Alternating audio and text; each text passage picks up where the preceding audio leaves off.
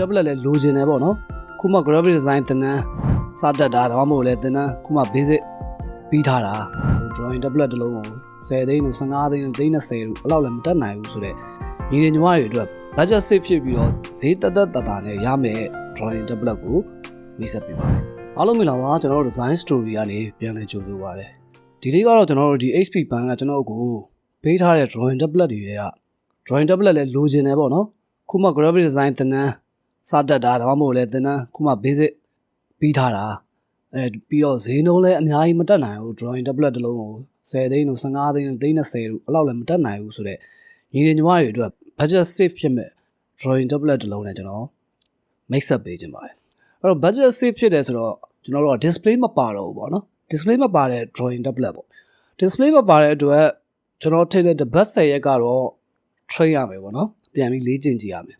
ဘာလို့လဲဆိုတော့ကျွန်တော်တို့ကပုံမှန်ရ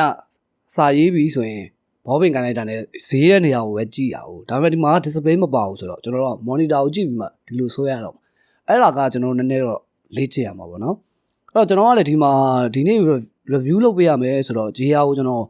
ပုံမှန်အမှန်တိုင်းဆိုရင်ကျွန်တော် display မပါတဲ့ drawing tablet မကင်ဘူးကျွန်တော်မကင်ဘူးတော့ကျွန်တော်လည်းလေ့ကျင့်ဖို့တော့လိုတယ်ဒါပေမဲ့ကျွန်တော်လည်းအချိန်မရတော့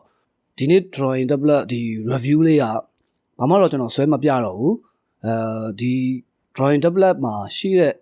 specification လေးတွေကျွန်တော်နည်းနည်းရှင်းပြမယ်အခုပြောမယ့် drawing tablet က HP Bank Taco 01 version 2ပေါ့နော် version 3လည်းထွက်နေပါပြီအဲ့တော့ကျွန်တော်အဲ့ version 2 or 3 or အဲ့ဒီပုံစံလေးတွေကျွန်တော်ပြီးရင်ကျွန်တော်နည်းနည်းရှင်းပြပေးပါမယ် okay အဲ့တော့ဒီနေ့ budget save ဖြစ်ပြီးတော့ဈေးတက်တာနဲ့ရမယ် drawing tablet ကို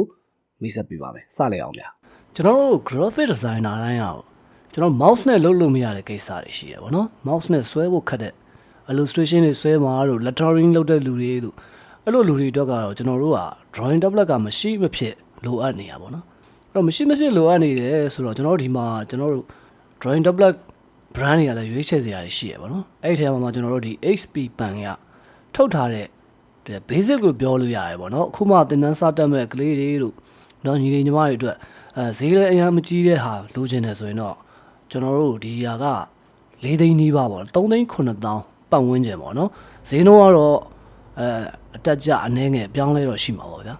အဲ့တော့မှကျွန်တော်တို့ design story ကသင်တန်းသားတွေဆိုရင် 10% discount ရမယ်ပြီးရင်ကျွန်တော်တို့ design story YouTube channel ကို subscribe လုပ်ထားတယ်ဆိုတာကိုပြနိုင်ရင်လည်း 5% discount ရအောင်မယ်ပေါ့နော်အဲ့တော့ဈေးတက်တာနဲ့ရမယ်ခုမှစပြီးတော့သုံးမဲ့သူတွေအတွက်ဒါလုံးဝအဆင်ပြေမဲ့ဈေးနှုန်းလေးဖြစ်ပါတယ်သူရဲ့ဘူးတော့ပါလာတော့เนาะဒီမှာ drawing tablet ပါမယ်သူက display မပါရတဲ့အတွက်ကျိုးကတော့တကြိုးတည်းပဲပေါ့နော်ကျွန်တော်တို့ display အတွက် HDMI ကျိုးတွေမပါတော့မလိုတော့ဘူးပေါ့နော် power ရဲ့ data ရဲ့သွားဖို့အတွက်ကျိုးတကြိုးပဲပါတယ်အဲ့ဒါလည်း type C ပါနော် type C နဲ့ US ဘက်ကတော့ USB ပေါ့နော်ပြီးရင်ပန်ပါမယ်နော်သူရဲ့ stylus လေးကဒီလိုလေးပါသူ့မှာဒီပန်ရဲ့ tick လေးတွေကိုအပိုပါပါတယ်နော်ပန်ရဲ့ tick လေးတွေလည်းအပိုပါတယ်ပြီးရင်ပန်ကိုကျွန်တော်တို့ပန် site ထားလို့ရပါပေါ့နော် drawing tablet ပန်ကို site ထားလို့ရတဲ့သူ့ရဲ့အထိုင်ခွက်လေးလည်းပါတယ်ဟိုဘက်ကပြောင်းပြန်လုပ်မယ်ဆိုရင်တော့ကျွန်တော်တို့ tick ကိုလဲတဲ့အပေါက်ကလေးပေါ့နော်ဒါကတော့ drawing tablet မှာတော့เนาะဒီမှာကျွန်တော်တို့ customization လုပ်လို့ရတဲ့ button လေးတွေပေါ့နော် shortcut button လေးတွေ10ခုတောင်ပါပါတယ်ကိုကြိုက်တဲ့ shortcut ကို assign လုပ်ထားလို့ရပါတယ်เนาะ type C နဲ့ပါเนาะ type C နဲ့ကျွန်တော်တို့ computer ကို join လို့ရပါတယ်သူရဲ့ဒီ drawing tablet ရဲ့เนาะပုံဆွဲလို့ရမယ့် area ကိုပြထားတဲ့ဒီအဖြူအောင်လေးအတုံးလေးတွေကကျွန်တော်တို့ညဘက်အမှောင်ထဲမှာအလုပ်လုပ်ရင်လည်းမြင်အောင်လို့မီးလေးလင်းလို့ရပါတယ်เนาะရောင်အနေနဲ့ကတော့ပန်းရောင်အစိမ်းရောင်အနက်ရောင်ရွေးချယ်စရာ3ရောင်ရှိပါတယ် Android ဖုန်းတွေနဲ့လည်းချိတ်လို့ရတယ်ပေါ့နော် Android ဖုန်းတွေနဲ့လည်းချိတ်လို့ရတယ်အဲ့တော့ဖုန်းတွေနဲ့ချိတ်တဲ့အချိန်မှာတော့သူ့ရဲ့ orientation ကဖုန်းက landscape ဆိုရင် drawing tablet ကိုလည်း landscape အနေနဲ့ထားပြီးတော့ဆွဲရမယ်ပေါ့နော်ဖုန်းက vertical ထောင်ထားမယ်ဆိုရင်လည်း drawing tablet ကိုဒီလိုပုံစံနဲ့ထောင်ပြီးဆွဲမှရမယ်ပေါ့နော်အဲ့တော့ Windows နဲ့မဟုတ်ပါဘူးเนาะ MAC ရော Android ရောเนาะပြီးရင်ဒီလို application စသုံးလင်းအောင်လဲသူက support လုပ်ပေးပါတယ်เนาะ Okay specification ကတော့ကျွန်တော်တို့เนาะဒီမှာ ရှိနေတဲ့အတိုင်းပါပဲပေါ့နော်ကျွန်တော်အများကြီးတော့ရှင်းမပြတော့ဘူးအဲ့တော့ဒါက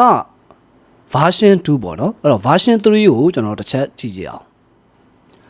ဒါကတော့ version 3ပေါ့နော်ခုနောက်ဆုံးထွက်ထားတဲ့ version 3ပါအဲ့တော့ version 3ကတော့ကျွန်တော်စီမှာကျွန်တော်ဈေးနှုန်းတော့တခြားမသိဘူးသိချင်တယ်ဆိုရင်ကျွန်တော်တို့ description မှာထည့်ပေးထားမယ်ဒီကျွန်တော်တို့